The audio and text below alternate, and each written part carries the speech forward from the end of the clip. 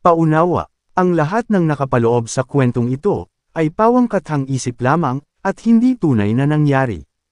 Salamat po.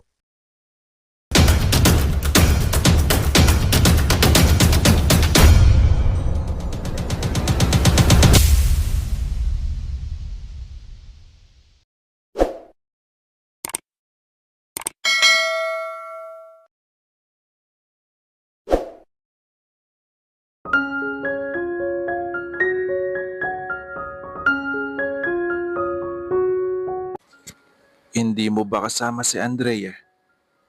Bungad agad ni Manning Pilipa kay Carmela nang makita nag-iisa siya. Bumiti si Carmela. Nasa bahay po kasi ang tiyahin ko at iniwan ko na. Nariyan po ba si Wilson? Abay, nasa likod bahay ining. May inaayos. Pinupunturahan yung bubong nitong bahay. Ang taong iyon. Ang sabi ko'y huwag ng pagkaabalahan ng bubong. Abay, nagpipilit. Ayun, puntahan mo na. Dito ka na sa kusina dumaan. Umusal ng pasasalamat si Carmela at tinungo ang itinuro ng matandang babae.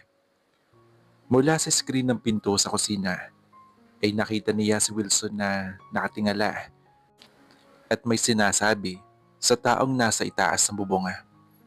Wala itong suot na pang itaas. Nang buksan niya ang screen door ay agad na lumipat ang tingin nito sa kanya. Nakita ni Carmela ang kakaibang ningning sa mga mata nito nang makita siya. Subalit nahalinhan iyon ng pagsalubong ng mga kilay. Hi! Bati niya. Ngumiti ito. Lumakad ito papalapit sa kanya. Nasa loob ba si Andrea? Tanong nito, sabay hayon ng mga mata sa loob ng bahay. Umiling siya. Natutulog pa siya nang umalis ako. Hindi maiwasan ni Carmela ang mapatingin sa kahubdan nito. At muli ay umahon ang pagnanasang damhin ng katawan nito. Pahirin ng mga kamay niya ang pawis na naroroon. Tinititigan mo ang katawan ko na para ba nagsusuri ka ng specimen sa ilalim ng microscope. Umaasa ako na wala kang makikitang diferensya. Napasinghap siya. Tumaas sa mga mata niya rito. Nakakunot ang noo nito sa kanya. May iniisip lang akong iba at hindi ako aware na nakatitig ako sa katawan mo. Pangatwiran niya. Tumawa ng mahina si Wilson. Ipinahihiwatig ng tawa nito na hindi ito naniniwala sa sinasabi niya. Halos mamula-mula siya sa kahiyan. At bago siya makaisip ng matalinong sasabihin, ay hinawakan siya nito sa braso at inakay patungo sa duyang yantok at pinaupuroan. Ano ang problema? Tanong nito. Paano mo nasabing may problema ako? Tanong niya. Carmela, sabi nito, nakakunot pa rin ang noo. Dinadala mo ang takot at pag-alala sa magandang mukha mo na parang pangalawang katauhan mo. Kahit nakangiti ka, ay nasa mga mata mo pa rin ang anxieties. Alam mo ba, madaming oras na sana kaya kong pawiin yung mga takot at pag-alala mo sa mukha mo at palitan niya ng saya. Gusto rin niya iyon. Pero pamula na mamatay ang kanyang mga magulang, ay naroon na sa kanyang buhay ang guilt, ang takot, ang nightmares, kasama na roon ang anxieties. Nang maging magkasintahan sila ni Dennis, ay inisip niyang may pag-asang maging normal ang buhay niya. Narito ito para ihila kanyang puso. Pero sa halip, dinala siya ni Dennis sa kamatayan nito. So, Carmela, anong problema mo? Muli nitong tanong. Kasabay ng buntong hininga ay nilingan niya ang kapaligiran. Halos humalik sa lupa ang punong kawayan sa paligid sa pag-ihip ng hangin. Gusto niyang sabihin dito ang tungkol sa pagtatangka ng sino man pumasok sa silid niya, subalit wala siyang katibayan doon. Baka si Eric lang iyon. Hindi niya gustong bigyan ng mali siya pero labis-labis kung mag-alala si Eric sa kanya. Nitong matapos mangyari ang pag-atake sa kanya sa parking lot, ay hindi minsan niyang nahuhuli itong nakatitig sa kanya. At nang gabing iyon, ay uminom ng sleeping tablets si Luis. Kaya naisip siguro ni Eric na tumigil siya sa pag-iisip kung saan-saan na nauuwi na ang analisasyon niya. Pero sana ay gano'n na nga lang. Mas madaling tanggapin at pakitunguhang si Eric ang nasa likod ng pinto niya kaysa sa may nagtatangka sa buhay niya. Tumingala siya kay Wilson. Nakasandal ito sa punong santol na pinagtatalian ng kabilang dulong duyan. Nakita niya na naghihintay ito sa sasabihin niya. Ikinuwento niya dito ang tungkol sa pagbaba ng remittances na nanggagaling sa farm nila. Matapos ang kwento, ay nakakunot na tumingin sa kanya ang lalaki. Kinausap mo na ba siya? Umiling siya. Paano ko ipapakipag-usap ang isang bagay na ang kasagutan ay nasa record na mismo? Isa pa, sabi ni Luis okay naman daw ang record. Bakit daw biglang nagbaba ang remittances? Nung nakausap ko siya, ang sabi niya ay hindi maganda income ng protasan. Nagbuntong hininga siya. Nakakahiya mong sabihin, pero ang totoo ay hindi ako handa rito, Wilson. Pag-amin niya sa lalaki. Wala akong alam sa negosyo ng pamilya. Narinig niya ang pagbuntong hininga nito. Pagkuha niya ay tumingin sa paligid. Biglaan kasi ang pagkamatay ng mga magulang mo. Mahina nitong tugon. Hindi inaasahan ng papa mo ang maagang kamatayan. At marahil ay iniisip niyang hindi kailangan matutuhan mo tungkol sa lupain. Inaasahan niyang mabubuhay siya ng matagal. Ang pagkabanggit sa mga magulang ay sapat upang magsikip ang lalamunan niya. Pinuno niya ng hangin ang dibdib bago nagpatuloy sa pagsasalita. Alam mo ba, botong-boto sa akin si Lolo sa pagkuha ko ng bilang doktor. Pero alam mo ba, hindi kami masyadong close nun. Kasi politika ang buhay niya. Ang gusto niya ay magsilbi sa mga tao, sa mga kababayan namin. Tumingin siya kay Wilson. Ngayon na-realize ko, siguro dapat nag-aral ako ng business management o kaya agriculture. Sabi niya sabay tawa ng mahina. Napangiti naman si Wilson. Hindi ko maipinta sa isip ko ang itsura mo habang nagtatrabaho at nagmabando ka sa gitna ng bukid. Katulad din ng hindi ko maisip na naka-doctor uniform ka. Minsan naiisip ko, paano mo i-handle ang lalaking pasyente? Napakaliit mong babae. Pero alam kong matapang ka. At walang sino man ang makapagbabagsak sa'yo. Hindi ako matapang, Wilson. Most of the time, natatakot ako. Lalo na kapag mag-isa ako sa dilim. Carmela, ang takot ay normal na damdamin ng isang tao. Banay ditong sabi. At isang katapangan sa bahagi mo ang pagharap sa lahat ng ito. Naramdaman niya na tila gumaan ang kanyang pakaramdam. Balikan natin yung farm record. Wika nito makaraan. So, meron kang alalahanin ka mo, di ba? Na parang hindi tama. Tumango siya. Alam mo ba, Carmela, kapag ganyan din ang pakiramdam ko, minsan halos ay tama yung nararamdaman ko. May ilang sandaling katahimikan ang lumipas bago dinuktungan ni Wilson ang sinabi. Okay, sisikapin kong gumawa ng maingat na investigasyon sa bayan tungkol sa pagkatao ni Miss Librado. Pero siya at saka yung namatay niyang asawa ay kilala sa bayang ito at meron silang posisyon na, alam mo na, authority. May authority sila. Yun ang sabi ni Luis. Siguro nga. Pero wala namang masama kung magtatanong-tanong tayo, di ba? Gagawin ko yun nang hindi nahalata. Sorry ha kung pati ikaw nadamay, Wilson. Sabi niya dito. Wala yan, Carmela. Gusto kong tumulong. Pero Wilson, hindi biro ang problema ang dala ko. At pati ikaw ay nadadamay.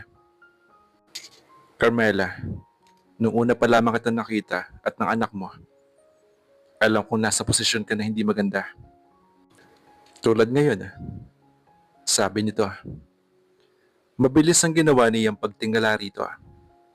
Nakita niya na nakangiti ito. Napakunot ang noo niya. Maya-maya pa'y unti-unting inuugoy ni Wilson ang duyan. Napakapit siya sa magkabilang dulo ng yantok. Wilson, ano ba? Tigilan mo nga yan. Subalit sa halip na ihinto, ay nilakasan nito ang pag-ugoy. Napatili siya. Tumawa lang ito ng tumawa. Ano ka ba, Wilson? Sisigaw ako kapag hindi mo tinigil yan. Sigaw niya rito.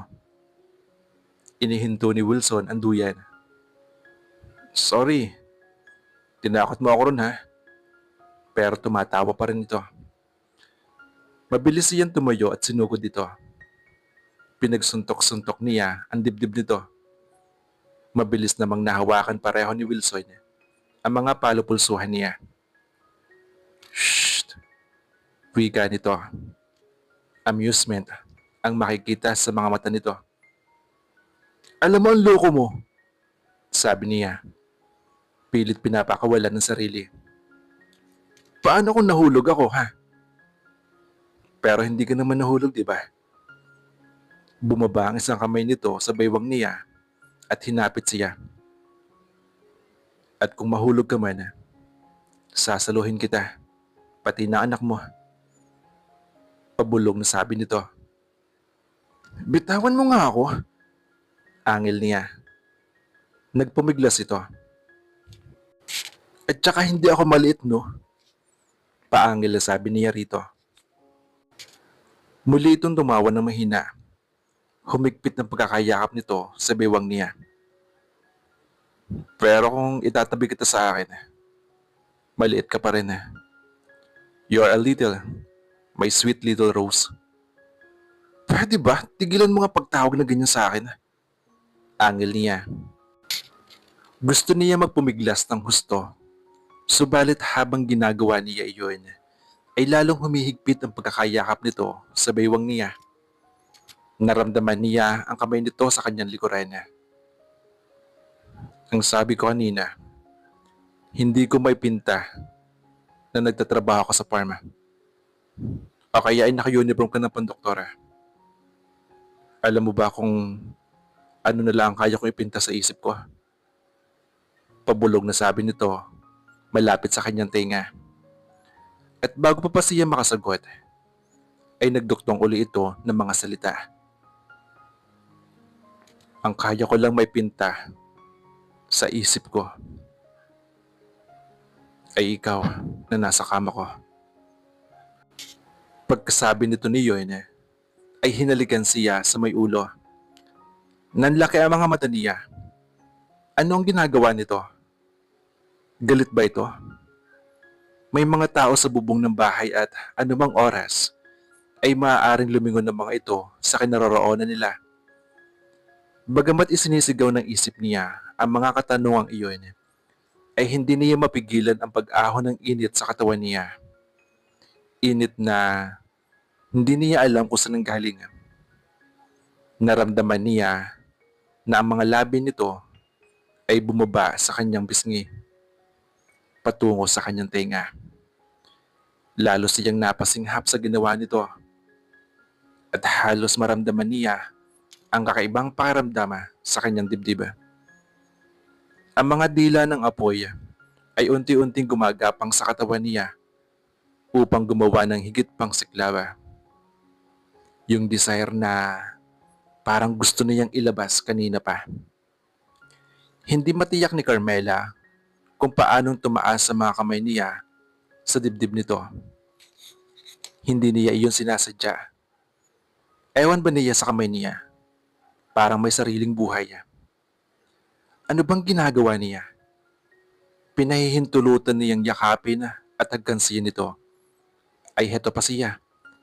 Babahagyang katinuan lang ng isip ang nagpipigil upang huwag gumanti ng yakap dito. At may mga tao sa bubungan ng bahay, for heaven's sake. Nang makita niyang tumayo ang nagpapako sa bubong, ay banayad niyang itinulak si Wilson. Umagwat siya ng 2 pulgada sa lalaki at tumingin ito sa kanya. Ano bang ginagawa mo? Sabi niya na halos pabulong ang tinig. Hindi ako pumunta rito para dito, Wilson, no? Alam ko, and it's my fault. Hindi ko lang napigilan ang sarili kong yakapin ka. Hoy, hindi mo lang ako niyakap, no? Hinalikan mo rin ako. Paangil na sabi niya. Ginawa ko ba yun? Sabi nito na nakangiti. Hindi ko pa ginagawa yun, sweetheart. Kung ginawa ko na yun, siguro hindi mo na maiisip na patigilin ako. Nanlaki ang mga mata niya dahil sa kahiyan at dahil sa excitement na naramdaman niya. Subalit bago pa siya makapag-isip ng tamang sasabihin, ay bumukas ang pinto sa kusina at lumabas si Manang Pilipa. Nagilty siya. Mabilis siyang kumawala mula rito. Kung ano man ang opinyon ng matandang babae sa nakita, ay hindi niya iyon mabasa sa mukha nito. Nakaluto na ako, Wilson. Pababain mo na yung 2 nasa bubungan. Dito mo na rin pakainin si Carmela at Ining. Wika nito na inilipat ang tingin sa kanya. Pagkakain ay magluluto ako ng putong kamuting kahoy para sa merienda natin. Ipag-uwi mo ha si Andrea. Pilit siyang umiti. Salamat ho, Manang Pilipa. Iyon pong tanghalian ay mapagbibigyan ko kayo. Pero kailangan ko po makabalik bago humapon dahil aalis ang tiyahin ko at ang nobyo niya. Hayaan mo. At kapag nakaluto ako, ipapahatid ko kay Wilson sa inyo. O siya, halina kayong 2 at nakahain na. Muli itong pumasok sa loob ng kusina. O di ba? Ani ni Wilson na niyuko siya. Binigyan ako ni Manang Pilipa ng dahilan para magtungo sa inyo. Hindi siya kumibo at sa halip ay tahimik na lumakad patungo sa loob ng bahay. Dinagdagan niya ng komplikasyon ang buhay niya dahil sa kaibaturan ng puso niya ay gusto niyang makasama ito. Kinagabihan. Good night. Maso yung bulong ni Wilson at dinampian ng halik sa noo si Andrea na nag-aantok pa. Sa silid ni Carmela niya dinala ang bata habang nasa ibaba ito at nagpupunas ng mga hinugasang pinagkainan nila. 6:00 na ng gabi nang dumating siya. Hinintay pa niyang matapos ang pagpipintura sa bubungan ng bahay ni Manang Pilipa. Hindi na niya dinatnan sina Eric at Luis. At masaya siya na naroon siya. Hindi niya gustong wala itong kasama sa bahay. Something was mortally wrong at ayaw niya sa paramdam na yon. Sa kabila ng masasayang biroan kasama ng mga Japanese sa rancho sa Capistrano, ay naramdaman niyang parang may hindi tamang mangyayari. Naramdaman din niya iyon nang mawala ang buo niyang pamilya. At ngayon ay parang lumalapit muli ang pakiramdam na iyon sa kanyang dibdib. Natatakot siya na baka may mangyaring masama kina Carmela at sa anak nito. Sisiguraduhin niya na hindi iyon mangyayari. Dennis was my dad. Inaantok na wika ni Andrea. Ang mga mata nito ay talagang antok na, pero nakatingin ito sa kanya. Pero wala na siya. Pwede bang tawagin kitang daddy? Dahan-dahan sinuklay niya ang buhok nito ng sariling mga kamay. Oo ba? Nakangiting sabi niya dito. Ngumiti naman si Andrea. Nakita niyang dahan-dahang ipinikit nito ang mga mata. Good night, Daddy. Good night. Bulong na wika niya. Tumayo siya mula sa pagkakaupo sa gilid ng kama at tinitigan ng bata. Hindi ko hahayaan na masaktan ang iyong mama, Andrea.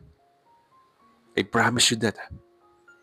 Bulong niya at pagkatapos ay hininaan ang lampara sa night table at lumabas ng silid. Nasa puno na siya ng hagdan nang marinig ang pagbagsak na kung anong nabasag sa sahig. Nagulat siya at narinig niya ang pag-iyak ni Carmela habang tinatawag ang pangalan niya. Ramdam niya ang takot. Hinugot niya ang barila sa waistband niya. Halos talunin niya ang pababa ang hagdan. Sa ilang saglit ay nasa kusina na siya. Nakatutok ang barila. Carmela! Walang tao roon maliban sa babae. Nakatayo ito sa may lababo na tila na estatwa. Nakatitig sa bahagi ng bintana. Sa paanan nito ay ang basag na pinggan. Ibinaba niya ang barila. Ano ito? Ano nangyari? May tao sa bintana. Nakasilip siya rito at nakatingin sa akin. May hawak siyang patalim, Wilson. Sa dalawang hakbang ay nasa pinto na siya at binuksan ang pinto. Sa kamay ay baril niya at nakatutok sa dilim. Pilit niyang inaaninag ang dilim. Subalit wala siyang maaninag. Niingay ng nabaling sanga na natatapakan ay wala. Ang tanging ingay na maririnig sa katahimikan ng gabi ay ang hampas ng alon sa dagat sa di kalayuan at ang ingay ng mga panggabing insekto. May nakita ka ba? Tanong ni Carmela nang bumalik siya sa loob. Isinarang muli ni Wilson ang pinto. Kukunin ko ang flashlight sa sasakyan. Bago siya makarating sa entrada palabas ng sala, ay nasa tabi na niya si Carmela at nakahawak sa braso niya. Huwag, Wilson. Awat nito. Delikado sa labas. At saka, hindi kita hahayaan na lumabas dahil ang dilim. Paano kung nakaabang siya sa'yo? Sabi ni Carmela. May baril ako, Carmela. At sanay ako sa delikadong trabaho. Sa ganitong trabaho. Kaya huwag ka mag-alala. Gusto sana niya iyong sabihin, pero nanatili lang iyon sa isip niya. Nakatakbo na siyang tiyak. Sabi nito. Hinarap niya ang babae. Ano ba talaga yung nakita mo? Iniyakap nito ang mga braso sa sariling katawan. Nakahawak sa rehas ang isang kamay niya. Ang isa ay iwinawagay ang hawak niyang patalim. Nakilala mo ba siya? Umiling siya. Madilim sa labas at nakadikit na mukha niya sa salamin. Kaya lang ako lumingon sa bintana ay dahil nararamdaman kong may nakamasid sa akin. Tulad din ng nararamdaman ko noon. Bigla itong napahugulgol at napaiyak. Hindi niya magagawa sa akin to. Hindi niya magagawa takutin lagi ako. Calm down, sweetheart. Inabot niya ito, subalit tinabig nito ang kamay niya. Hinawakan pareho ni Wilson ang dalawang braso nito at pinigilan. Carmela, it's alright. Hindi ka niya masasaktan. Wilson, gusto niya akong patayin. Gusto niya akong patayin. Nag-hysteria ang sigaw nito. Hinapit niya ang babae palapit sa kanya at niyakap. Habang patuloy ito sa pag-iyak sa kanyang dibdib, inilagay niya ang kanyang kamay sa likod nito at inaalo ito. Maya-maya ay naramdaman niya ang mga kamay niya ay nasa baywang nito. Naamoy niya ang pamilyar na scent. Napaka-sweet at natural. At sa di inaasahan, pati siya, ay hinalikan niya ang ulo nito. Hindi ko dapat gawin to, ang dikta ng isip niya. Subalit ayaw makisama ng katawan niya sa sinasabi ng isip niya. Tumaas sa mga kamay niya sa buhok ni Carmela. Marahang hinagod-hagod niya yun. Ramdam niya ang init ng katawan nito. At tila may apoy na lumalabas sa kanyang dibdib. Naramdaman niya ang hininga ni Carmela habang umiiyak ito sa kanyang dibdib. Hindi matapos-tapos ang pag-iyak nito. Napapikit siya. Hindi pwede to. Hindi pwede to. Babala ni Wilson sa sarili. Isang halik lang ang kailangan niyang gawin para mapatahan niya ito. Pero hindi niya magawa. At nararamdaman niya ang pakiramdam na hindi niya naramdaman ng mahabang panahon. Pero hindi niya maalis ang sarili sa ganung sitwasyon. Hindi. Hindi sa kahit na sinong babae, wag lang ang babaeng ito. Itigil mo na yan. Nagawa mo na ang munting halik na gusto mong igawad. A reassuring kiss. Isang katalinuhang huminto na, sabi ng kanyang isip. Pero hindi niya madala ang sarili at maibagay sa isip niya. May matino siyang pag-iisip. Pero bakit hindi niya kayang huminto? Kaninang tanghali. Ang tanging kaalamang may mga tao sa paligid ang napangyari upang huwag niyang hagan ito ng tuluyan. At ng pagnanasang iyon ay tuluyan ng kumawala. Dahan-dahan na niyang inaangat ang mukha nito at dahan-dahang inilapat niya ang labi niya sa labi nito. Napapikit siya at ramdam niya ang sweetness niyon. Carmela, wala ako ibang iniisip sa nakalipas na mga araw, kundi ang mahagkan ka ng ganito. Bulong niya. Muli niya inilapat ang labi niya sa labi nito at marahang hinagkan iyon. Tumaas ang mga kamay ni Carmela sa dibdib niya. Naramdaman niya ang palad nito ay hinahagod ang dibdib niya na para bang tinitrace ang bawat korte ng muscles niya. At dahil doon ay tuloy na sumabog ang init na kanina pa niyang nararamdaman. Pinakawalan na niya iyon. Para ba siyang nasa langit na? Ganong hawak pa lamang nito ang nararamdaman niya. Hawak na matagal na niyang hindi nararamdaman sa buong buhay niya makalipas ang mahabang panahon. Muli niyang hinapit ang katawan nito sa katawan niya. Malapit na malapit sa katawan niya para maramdaman niya ang init nito. At ang mga kamay niya ay naglikot na papunta sa harap nito. Malakas na napasinghap si Carmela. At dahil sa ginawa niya, ay napaatras ito. Sapat iyon upang pakawalan ni Wilson ang mga labi nito. Subalit, nanatiling yakap niya ito nang may ilang sandali habang kinakalma ang sarili. That was taking advantage. Bulong niya. At pagkatapos ay hinalkan niya ito sa ulo.